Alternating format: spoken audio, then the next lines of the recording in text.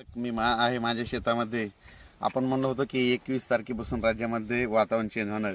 तर राज्यातल्या सर्व शेतकऱ्याला सांगू इच्छितो की राज्यामध्ये सांगायचं झालं तर 21 तारखेपासून ते 26च्या दरम्यान ढगाळ वातावरण राहणार. फक्त पूर्व विदर्भामध्ये नागपूर, वर्धा, चंद्रपूर त्या भागाकडे पाऊस असणार, म्हणून हा अंदाज लक्षात यायचा. पण राज्यातल्या सर्व शेतकऱ्याला सांगू इच्छितो की राज्यामध्ये सांगायचं झालं तर म्हणजे पाऊस म्हणजे नुसतं ढगाळ वातावरण राहणार आहे, म्हणून हा अंदाज लक्षात येतो. पण राज्यात मात्र फक्त पूर्व विदर्भाकडे मात्र ढगाळ वातावरण राहणार, म्हणून ही अंदाज लक्षात यायचा. राज्यात एकंदरीत परिस्थिती बघायची झाली तर राज्यामध्ये आज आहे 18 तारखे. 18पासून आज म्हणजे उद्या 19 तारखेपासून राज्यामध्ये खूप ढगाळ वातावरण येणार आहे, म्हणजे ढगाळ वातावरण असणार आहे, म्हणून हा अंदाज लक्षात घ्यायचा.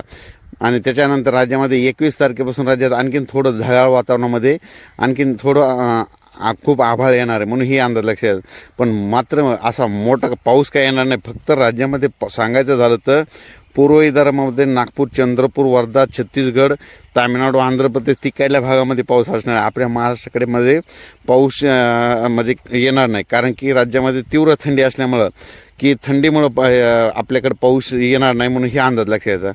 पण राज्यात मात्र फक्त तामिळनाडू, आंध्र प्रदेश, तेलंगणा, छत्तीसगड तिकडल्या भागाकडे पाऊस राहील, कारण की तिकडं थंडी कमी असल्यामुळं तिकडं पाऊस तिकडं जाणार आहे.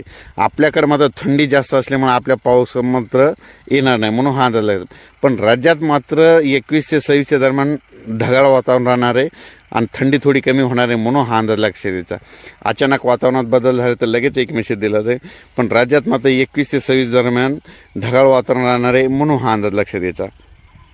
आपण मागच्या याच्यात सांगितलं होतं की राज्यामध्ये जर थंडी जर जास्त असली तर तो पाऊस आपल्याकडे येऊ शकणार नाही, म्हणून योगायोगानं थंडी जास्त आहे, त्याच्यामुळं पाऊस काय म्हणजे येण्याचे चान्सेस नाहीत.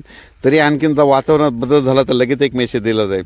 फक्त राज्यामध्ये मात्र पूर्व 19 तारखेला मात्र चंद्रपूर, वर्धा, नागपूर, भंडारा तिकडे यवतमाळकडे मात्र खूप ढगाळ वातावरण राहणार. तुरळक ठिकाणी तिकडल्या भागामध्ये पाऊस आहे. पण आपल्या मराठवाडा, पूर्व विदर्भ, पश्चिम विदर्भ, दक्षिण महाराष्ट्र या भागामध्ये पाऊस काही येणार नाही, म्हणून काही चिंता करायची गरज नाही, म्हणून हा अंदाज लक्षात येतो. पण राज्यातल्या सर्व शेतकऱ्याला सांगू इच्छितो राज्यात फक्त 21 ते 26 दरम्यान आपल्या महाराष्ट्रामध्ये ढगाळ वातावरण राहणार आहे. पावसाची काही शक्यता नाही, हा अंदाज लक्षात येतो. अचानक वातावरण बदल झाला तर लगेच एक मेसेज दिला जाईल. धन्यवाद. आहे माझ्या शेतामध्ये. आपण म्हणलो होतो की 21